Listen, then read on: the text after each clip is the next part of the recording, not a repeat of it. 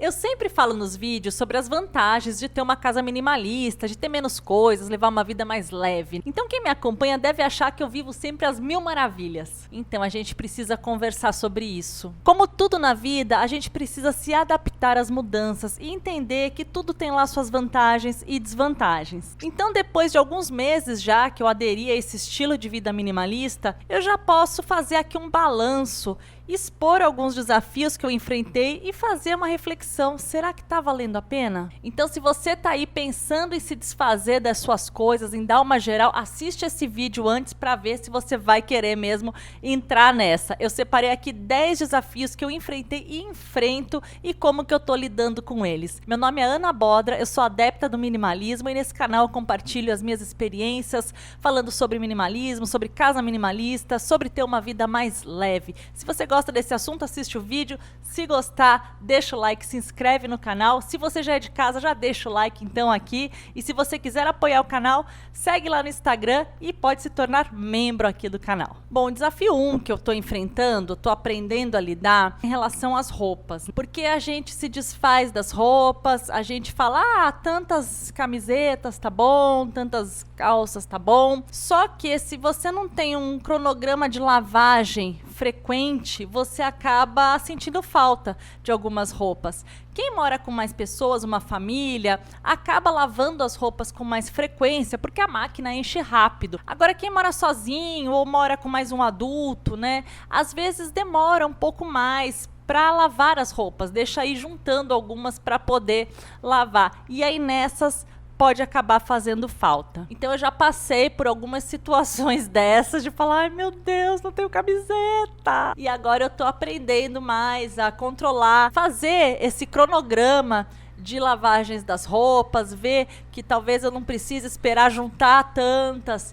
para pôr na máquina e a gente vai então aprendendo a lidar. O segundo desafio também vai nessa linha de roupa, que é quando você se desfez de uma roupa porque você não usava mais, você não tinha mais ocasiões para usar aquela roupa e de repente você precisa. Sabe assim, às vezes você começou a trabalhar em casa e de repente você precisa ir numa reunião mais formal. Então eu passei um pouco já por esse tipo de situação de falar, eu podia ter deixado aquela roupa lá que eu iria usar agora. O que eu aprendi de lição disso, né? Da gente montar sempre um guarda-roupa mais versátil possível.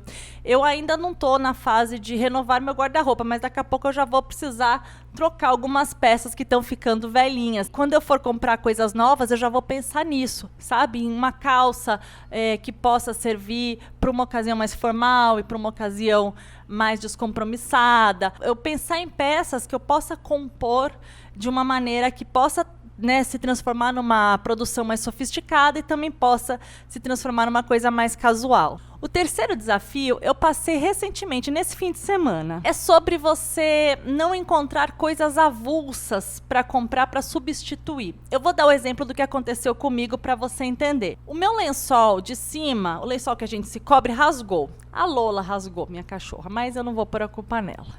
Ele já estava velhinho. E eu precisava comprar apenas um lençol para me cobrir, porque eu não precisava de lençol de baixo e nem precisava de fronhas.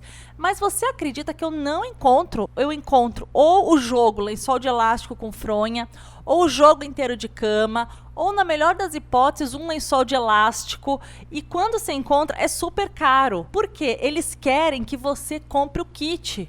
Eles não querem que você compre só aquele lençol. Então, ou o lençol é muito caro, em comparação ao kit, ou simplesmente você não acha. Eu tô firme, eu não comprei não o jogo, eu vou ainda procurar o lençol unitário, mas é uma dificuldade que eu tô encontrando, da gente se manter firme ao nosso propósito de não ter coisas que a gente precisa, porque eles ficam empurrando coisas a mais. O quarto desafio é você se arrepender de ter se livrado de alguma coisa meio por impulso. E eu também passei por uma situação dessas. Eu tinha uma frigideira grande que já estava bem velha e ela nem servia mais para fazer comida. Eu usava ela para esquentar as coisas em banho-maria, porque eu não tenho micro-ondas. E aí um dia eu resolvi, falei, essa frigideira, vou me livrar dela. E aí outro dia eu precisava esquentar uma coisa em banho-maria e falei, putz, agora cadê aquela frigideira?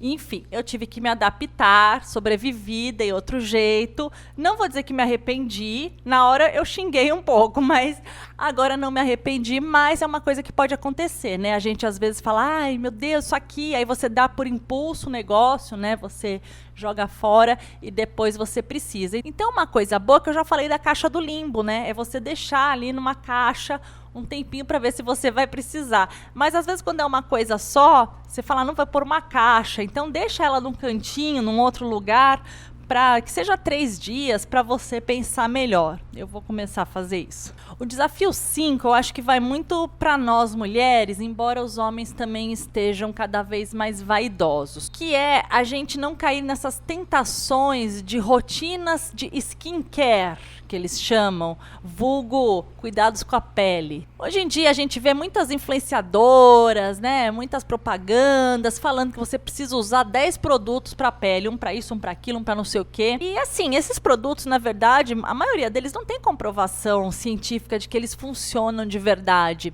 E além disso, eu comecei a prestar atenção que todas as influenciadoras, todos os vídeos que eu vi de mulheres falando das suas rotinas de skincare estavam com filtro, né? Elas usam muito filtro nos posts, então, tipo, não é a pele delas normal. Usam muita maquiagem e, além disso, elas fazem tratamentos caríssimos, porque elas mesmas postam elas indo no tratamento caríssimo de laser, de sei lá o quê. Então eu fico me perguntando, será que todos esses produtos funcionam mesmo? Ou o que funciona é o laser, é o não sei o quê? Ah, fora que elas não tomam sol, né? Elas vivem lá que nem vampiros, não podem tomar sol porque não pode ter uma ruga. E essa é uma outra reflexão que eu faço. Por que que não pode ter uma ruga? Gente, por que que não pode ter uma manchinha?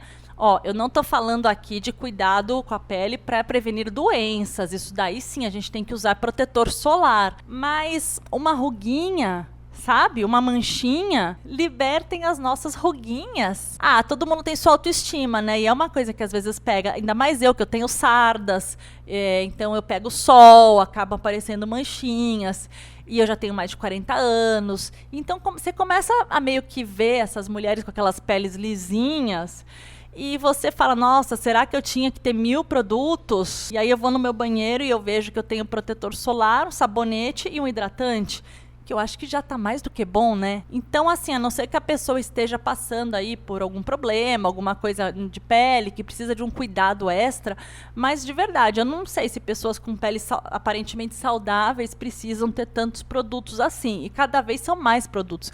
Só para terminar essa história, outro dia eu estava vendo um vídeo de uma influenciadora e ela falava que ela é muito básica, que ela não tem paciência para skincare, então que ela ia mostrar o que ela passava. Eu achei que ela ia falar de 2, 3 produtos.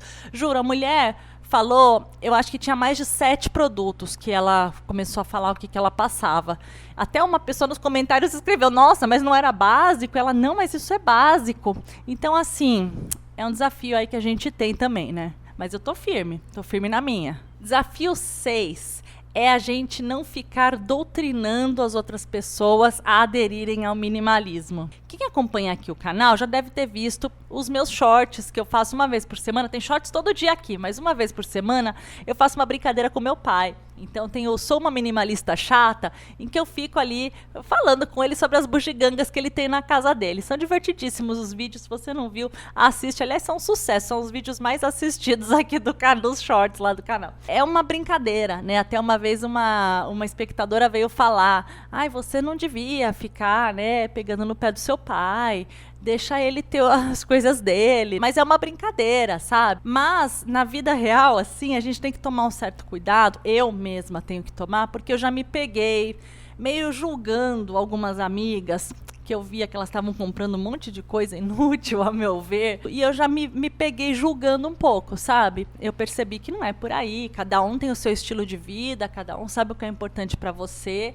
E a gente tem que cuidar da nossa vida, né? A gente fala, eu tenho o canal aqui que eu compartilho coisas que eu acredito, mas a gente não tem que ficar lá, ai, você tá consumindo tanto. Então esse é um desafio também, né? A gente não ficar julgando e não ficar querendo doutrinar os outros a fazer o que a gente acha. O desafio 7 é a gente não ficar muito presa a essa imagem de minimalista que a gente criou pra nós. Então às vezes eu fico me pegando, me policiando pra comprar alguma coisa como se tivesse uma patrulha dizendo: você não vai ser minimalista se você comprar isso. E também acho que não é por aí, porque se é uma coisa que vai ser útil pra gente, mesmo que seja uma bugiganga da cozinha. Outro dia eu até fiz um vídeo que eu falei que eu tinha um secador de salada que só serve pra secar alface. Então, assim, se é uma coisa que você acha que vai ser útil pra você, você pode comprar. A gente não tem que dar satisfação pra ninguém, a gente tem que estar bem com a gente.